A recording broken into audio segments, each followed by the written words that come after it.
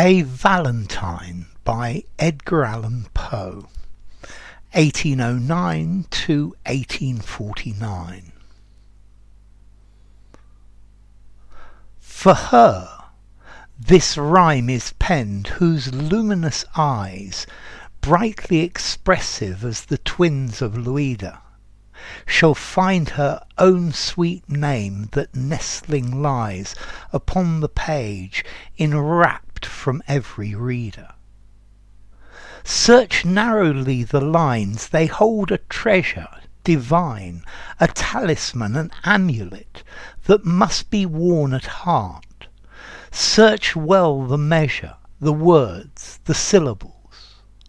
Do not forget the trivialest point, or you may lose your labour.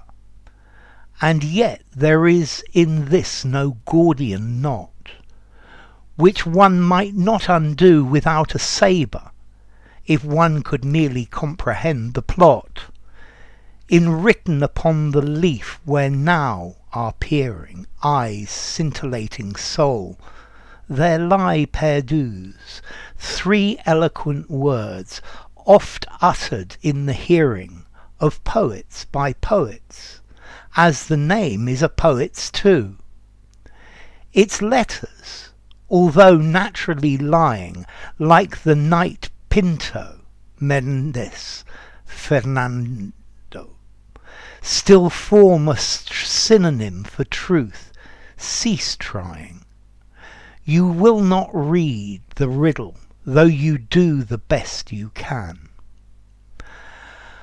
Okay, this is by Edgar Allan Poe. Okay, he was an American from Massachusetts. Let's see, he was famous as a writer and a poet and a critic. He's one of the central people in Romanticism in the United States. Let's see, this poem is an acrostic, which means there is a message hidden within the poem. And the message is the name of his Valentine, the name of the person this poem is written for. Now, it's not easy to find, so maybe I'm going to give you the name of the poetess to start with. Yeah, the name is Frances Sargent Osgood, but I don't think that's actually going to help you very much. Okay, so for her this rhyme is penned, whose luminous eyes, brightly expressive as the twins of Loeda, shall find her own sweet name. Wolf. Okay, so this rhyme is penned, it's written for her, whose luminous, whose bright eyes are as expressive as the twins of Loeda. Now the twins of Loeda are Castor and Pollux, from, I think they're from Greek mythology. And Castor and Pollux were brothers. And let's see, they were twins that were born at the same time, but they were from different fathers. Now, I think Castor was the son of a mortal, whereas Pollux was the son of Zeus, but they both had the same mortal mother. And Pollux asked Zeus to give him immortality, as Pollux had immortality, so that they could be together forever. And Zeus put them in the constellation, in the stars, Gemini. And nowadays they're the patron saints, or the patrons of sailors, or they were the patrons of sailors. So this person whose beautiful eyes shall find her own sweet name that nestling lies upon the page. So the name is within this poem. It's hidden in the name, in the words. Yeah, and it's quite a complicated one. That nestling lies, it nestles, it hides on the page, wrapped up from every reader. Search narrowly the line, so look very carefully. They hold a treasure, divine, a talisman, an amulet that must be worn at heart. So here he's saying that the name of this person that he loves are a good luck charm, an amulet, a talisman that you should wear next to your heart. Search well the measure, the words, the syllables.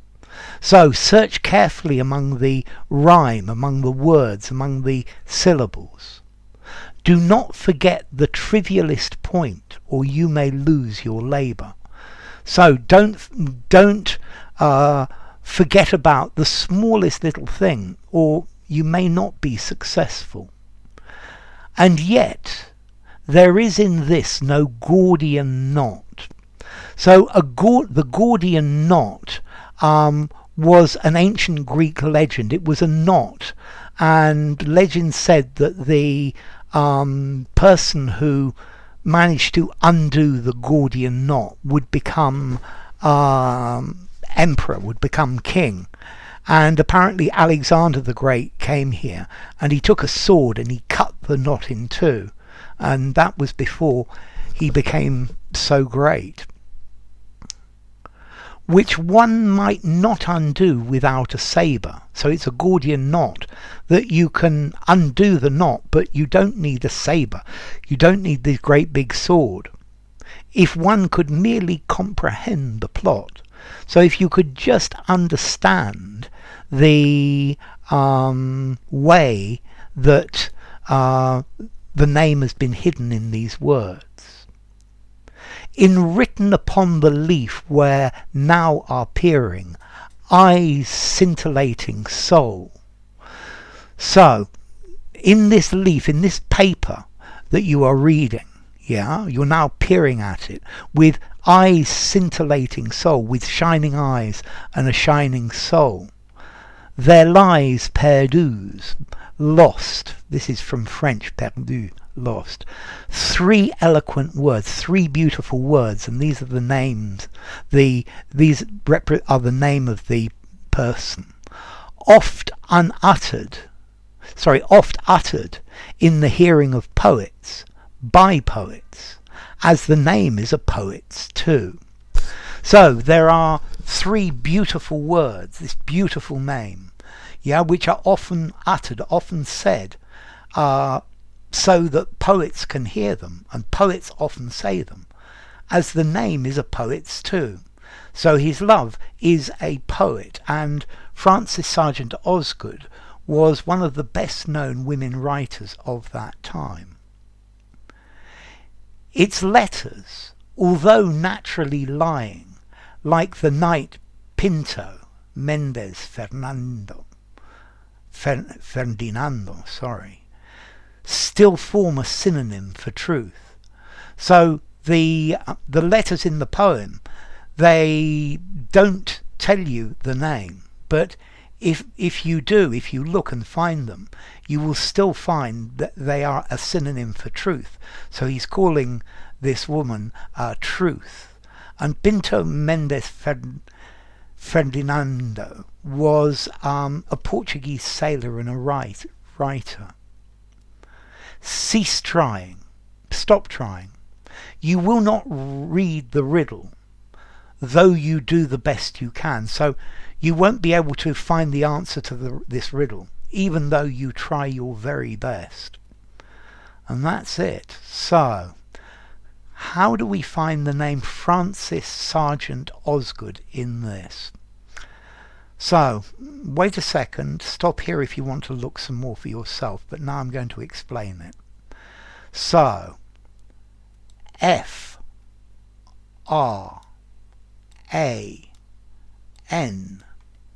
C, I, S.